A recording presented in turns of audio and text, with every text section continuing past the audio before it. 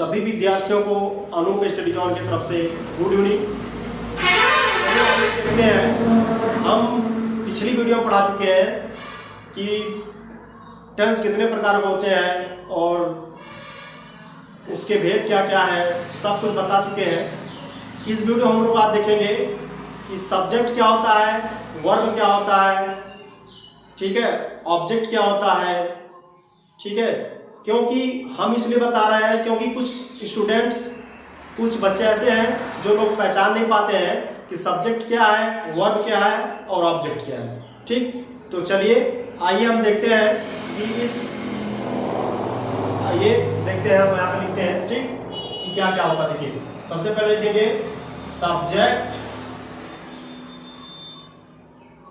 Subject, ठीक, object,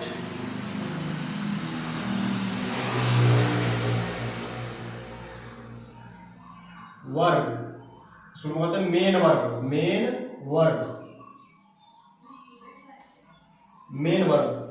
को पहचानने के लिए नियम,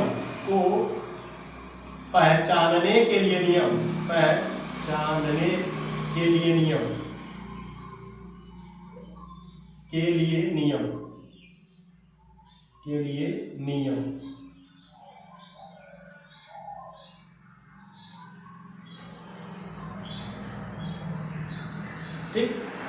ये आपका है, देखिए ये आपका मतलब ऐसे लिखे है कि ऑब्जेक्ट, सब्जेक्ट और मेन वर्ब को पहचानने के नियम।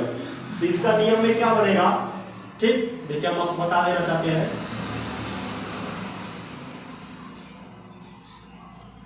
ठीक, सबसे पहले लिखा जाएगा कि इसमें लिखा जाएगा कि वाक्य में सबसे पहले क्या आता है, सब्जेक्ट आता है।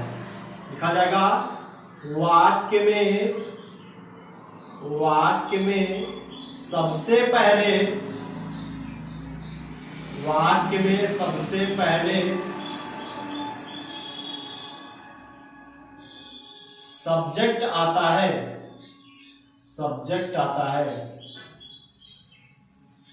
सब्जेक्ट आता है और सब्जेक्ट की हिंदी होती है कर्ता, ठीक है, कर्ता सब्जेक्ट आता है,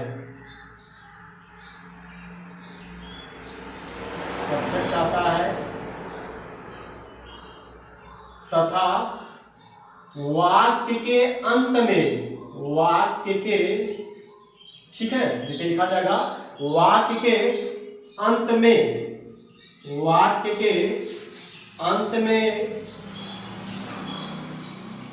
मेन वर्ब, वाक्य के अंत में मेन मेन वर्ब,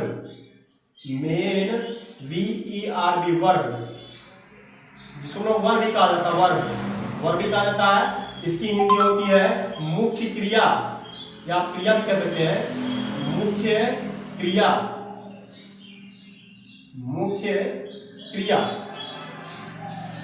ये देखिए आपको मुख्य क्रिया, ठीक। तथा आगे लिखेंगे तथा,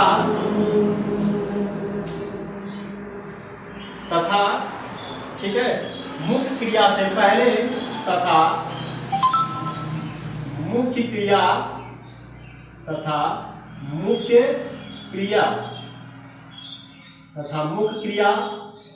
से पहले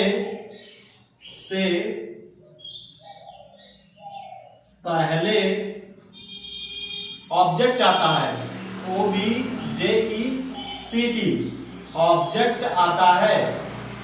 ऑब्जेक्ट का मतलब होता है कर्म का मतलब जो उस सेंटेंस में कार्य करता हो, ठीक है। अब देखिए यहाँ पे ऑब्जेक्ट हो गया, मुख्य क्रिया से पहले क्या आता है, ऑब्जेक्ट आता है,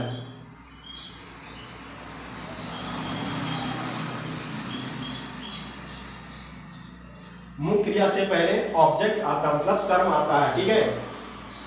अब पहचानने के लिए नियम हम लिख दिए, ठीक है। अब आपको एक एग्जाम्पल हम देंगे और एग्जाम्पल में समझाएंगे कि कैसे कैसे आता है, ठीक है। चलिए देखिए, यहाँ पे हम लिख दे रहे हैं एग्जाम्पल के तौर पे लिख रहे हैं एग्जाम्पल, मतलब उदाहरण आपको दे रहे हैं।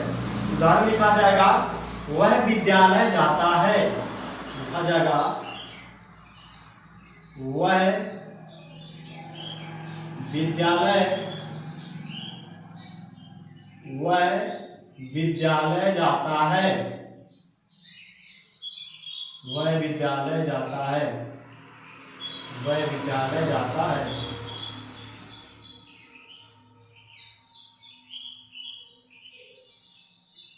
ठीक, सब्जेक्ट ऑब्जेक्ट पहचानने के लिए नियम में देखिए लीजिएगा, वह विद्यालय जाता है। ठीक, इसमें लिखे हैं वह विद्यालय जाता है। अब देखिए, अब बोले ना कि इस सब सेंटेंस को अच्छी तरह देखिए। सबसे पहले क्या बोला गया कि वाक्य में सबसे पहले सब्जेक्ट आता है। ठीक है, वाक्य में सबसे पहले क्या आता है? सब्जेक्ट आता है। जैसे देखिए ये यहां से लेकर यहां तक क्या हो गया? वाक्य, वाक्य मतलब सेंटेंस हो गया। ठीक है, तो अब इसमें देखेंगे कि वह विद्यालय जाता है। ठीक है, तो लिखिए उसमें देखेंगे वाक्य में सबसे पहले क्या आता है? सब्जेक्ट आता है। तो ये जो सबसे पहले क्या हो जाएगा? ये आपका हो जाएगा वह क्या हो जाएगा आपका? ये आपका क्या होगा? सब्जेक्ट हो जाएगा। देखिए क्या लिखेंगे? Subject, SUBJECT, subject. ठीक, अब प्लस कर दीजिए। ठीक, अब आते हैं अगले स्टेप, नहीं ना, अगले स्टेप क्या आ जाएगा कि तथा वाक्य के अंत में मेन वर्ब आता है, मतलब वाक्य के अंत में मुख्य क्रिया। ठीक है, तथा वाक्य के अंत में मुख्य क्रिया। देखिए वाक्य के अंत में क्या? देखिए जाता है, ये क्या है? इसको चित्र दे लीजिएगा, जाता है। वाक्य के अंत में क्या आता है? जाता है। और जो जाना क्रिया आपकी क्या क्रिया है? जब क्रिया हो जाएगी तो क्या हो जाएगा? आप देखिए तो क्या हो जाएगा? मेन वर्ब हो जाएगा। अब यही हमारा मेन वर्ब, मतलब मुख्य क्रिया होगा तो लिखा जाएगा main verb, MAIN, main VERB, verb, main verb बन गया। ठीक, और अगले स्टेप में देखते हैं, लिखा गया तथा मुख्य क्रिया से पहले, तथा मुख्य क्रिया से पहले ऑब्जेक्ट आता है, तथा मुख्य क्रिया से पहले ऑब्जेक्ट आता है। तो क्या लिखा जाएगा? देखिए मुख्य क्रिया से पहले, पहले सबसे जाता जाना क्रिया है, क्रिया से पहले क्या? विद्यालय आ गया, तो विद्यालय क्या बना दिया जाएगा? ये क्या हो जाएगा?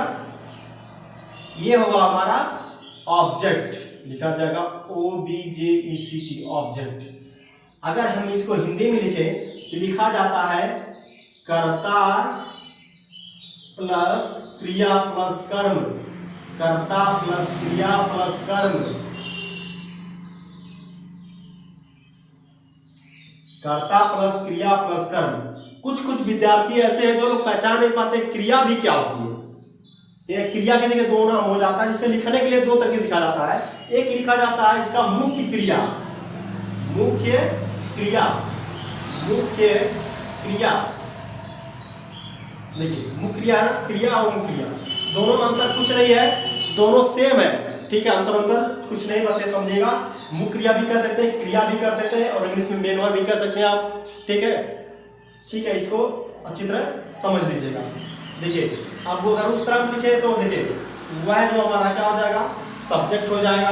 ठीक है, कर्ता मान लिया जाएगा, ऑब्जेक्ट कहा जाता है उसको। देखिए यहाँ पे सब्जेक्ट लिख देते हैं, ये वर्ब सब्जेक्ट आपका हो जाएगा। प्लस या प्लस ना करिए, वैसे दिखा दे रहे हैं आपको। फिर जाना है क्या? आपका क्रिया है क्या? तो क्या हो गया आपका? वर्ब हो गया, इसको मतलब मेन वर्ब, मेन वर्ब, ये दिखा हुआ है। और ये जो विद्यालय में क्या हो जाएगा? ऑब्जेक्ट हो जाएगा, OBJECT, ऑब्जेक्ट। देखिए एकदम सेम आपको अच्छी तरह बता दिए हैं कि सब्जेक्ट, ऑब्जेक्ट और मेन वर्ब को पहचानने के लिए नियम। वाक्य में सबसे पहले सब्जेक्ट आता है, तथा वाक्य के अंत में क्या आता है? मेन वर्ब आता है, तथा मुख्य क्रिया से पहले ऑब्जेक्ट आ जाता है, तथा मुख्य क्रिया से पहले ऑब्जेक्ट आ जाता है। ठीक, हम इसमें आपको अच्छी तरह पूरा समझा दिए हैं, तो अच्छी तरह इसको समझ लीजिएगा।